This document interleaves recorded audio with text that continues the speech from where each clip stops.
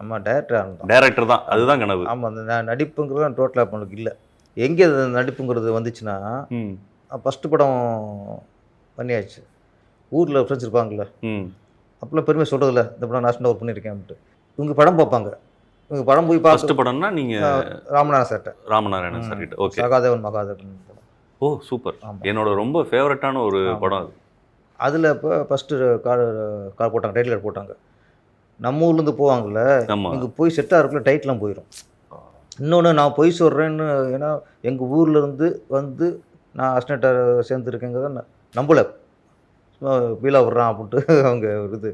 அப்போது டைட்லாம் போட்டால் கூட அவங்க நம்பலை.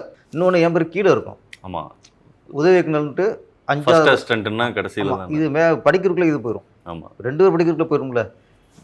அப்போ எப்படி அவங்களுக்கு நிரூபிக்கிறது அப்படின்னு சொல்லி படத்தில் ஏதாவது ஒரு சீன் வந்துட்டா ஓகே, அம்மா உருவத்தை பார்த்துருவாங்க, அப்போ நம்பித்தான் ஆகணும். ஓகே அப்படின்ட்டு ராமநாசிட்ட எல்லா படத்துலையும் ஸ்கிரிப்ட் தெரியுமில்ல, ஏதாவது ஒரு சீனை நாங்கள் செலக்ட் பண்ணிடுவேன்.